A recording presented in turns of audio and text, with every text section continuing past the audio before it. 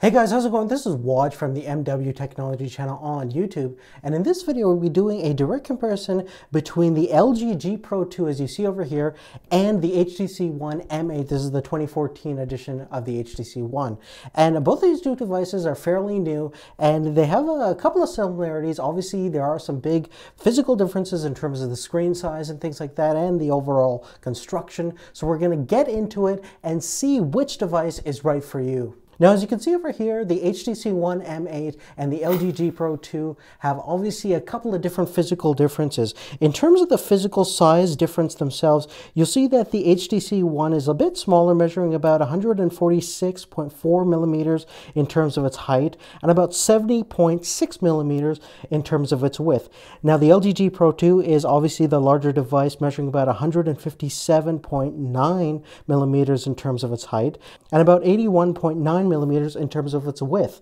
Now, in terms of the thickness themselves, there is a small difference. Basically, the HTC One is actually a little bit thicker, measuring about 9.4 millimeters versus the LG G Pro 2 measuring only about 8.3 millimeters. So it's kind of impressive that the LG, even though it's a bigger form factor and a bigger footprint, it's still a tiny bit thinner than the HTC One. Of course, the HTC One, as you can see over here, the construction is so much better in terms of its overall materials that has been built out of and the overall feel. Now, the LG G Pro 2 definitely feels like a premium product, but pretty much everything is plastic, and you could definitely tell straight off the bat that it wasn't that solidly built compared to the tank that is this HTC One. It kind of reminds me of the DeLorean from Back to the Future, or even a stainless steel refrigerator. But the cool thing about the HTC One, it feels really well in the hand. It only weighs about 160 grams, which is a bit lighter than the 172 grams that the LG G Pro 2 weighs. But 10 grams is not going to make a huge difference. But definitely in terms of comfort, I do like the overall form factor and the kind of grip and the way that the hand kind of grips around this aluminum and steel body is really, really nice. The LG G Pro 2 definitely doesn't feel bad, but it's a little bit of a larger device. It feels more like a Note product than anything else because of its large phablet form factor. But overall, it grips quite well, but this is really going to be up to you in terms of which screen sizes you prefer and what kind of form factor you like overall better. Now, in terms of screen sizes themselves, you'll notice that the LG G Pro 2 measures about 5.9 millimeters. It's using Gorilla Glass 3, and it has a native resolution of 1920 by 1080, which is definitely not bad. This has a native resolution of also 1920 by 1080, and obviously the screen size is a little bit smaller, measuring exactly about 5 inches, and they're both IPS technology, so you can view them in pretty much any angle. Obviously, the pixel density of the HTC One is going to be a little bit more because of its smaller screen size and the same native resolution. Now, interestingly, in real life, both phones look really, really crisp. I obviously have to give it to the HTC One in terms of overall sharpness. Some of the text is a little bit more defined, and some of the pictures, because of its higher PPI density.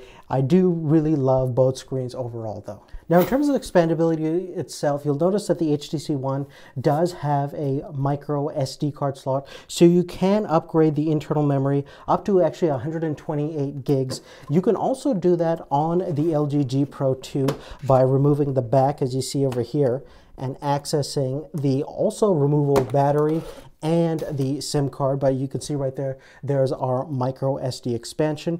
And the cool thing is the LG G Pro 2, the version that we have, actually comes with another battery, but it's a very big battery and it's interchangeable. Unfortunately, that's not the case on the HTC One, which has no user replaceable battery. Now, in terms of battery life itself, the cool thing about both these phones is they're getting over 20 hours of 3G talk time each. Now, battery life is going to be really dependent upon how you use the phone specifically, but in terms of the reviews and how people have tested these two phones out, and my experience is the LG G Pro 2 is a little bit better in terms of battery life, mainly because it does have a much larger 3200 milliamp hour battery versus the 2600 milliamp hour battery that's in the HTC One.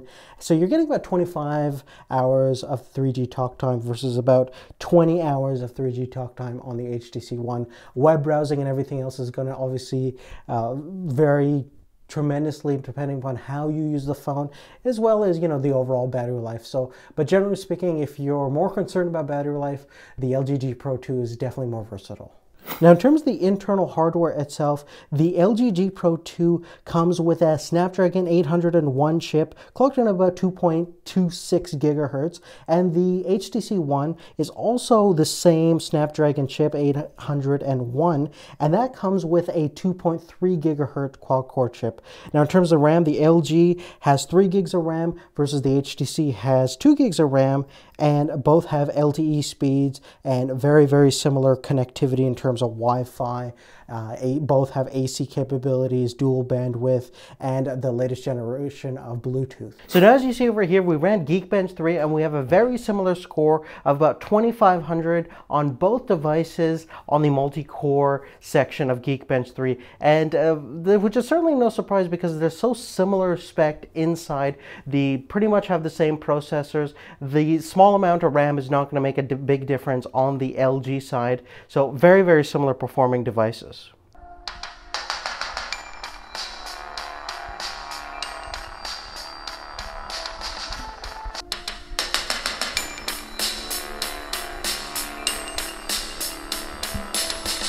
Now, the biggest thing about cell phones these days, and overall what the smartphone generation has turned out to be, is a replacement for your traditional point-and-shoot camera. These cameras that are built into these phones are getting more and more advanced, cramping more and more pixels and a whole bunch of different features into the unique sensors that power these two phones, but they're very different. On the HTC One, in terms of the rear-facing camera, it's a very different in terms of how they design the camera. It's still using that dual pixel technology as you saw in the original HTC. So the cool thing about that is that it's going to be twice as light sensitive as a traditional camera sensor in a traditional smartphone. So it's again very, very good in terms of shooting low light.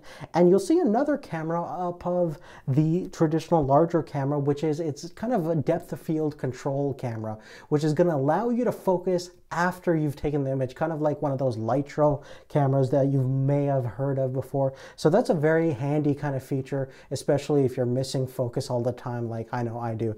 The HTC One is, of course, a little bit more traditional in terms of numbers. It only has, in terms of pixel count, 4 megapixel stills, and it does 1080p at 30 frames per second, and it does 720p at 60 frames per second. There is no slow motion mode in the rear-facing camera.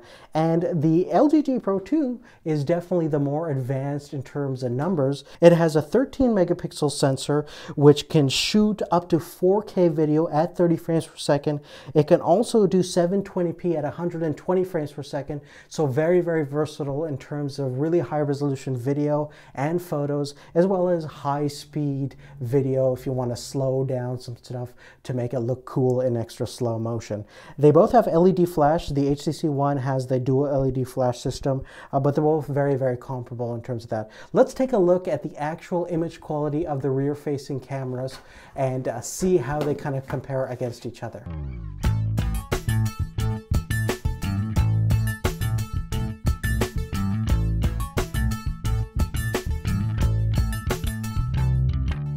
Now, the front-facing cameras on these two smartphones are kind of similar. The HTC One has actually a 5 megapixel sensor, so it's a little bit better in terms of resolution and clarity versus the 2.1 megapixel sensor that's in the LG G Pro 2. Both record 1080p at 30 frames per second. Now, the last thing that we're going to talk about is the overall user interface and how the phones kind of feel in terms of using it on a day-to-day basis in terms of the software. So they're both actually using Android 4.4.2, which is the new KitKat, obviously, but they have a skin on it. On the HTC, we have this Sense UI, which is very nice, very clean. It's probably one of my favorite UIs that different Android manufacturers have done. It's very clean and unobtrusive.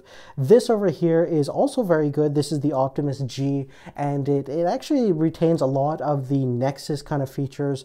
In terms of both phones, they really have that kind of pure Android experience with a little little bit of flavor of the brand that the phones belong to. But really good UIs. They're both very snappy. I personally like the HTC Sense a little bit better. I think it feels just a little bit more natural, and the way that they've laid everything out.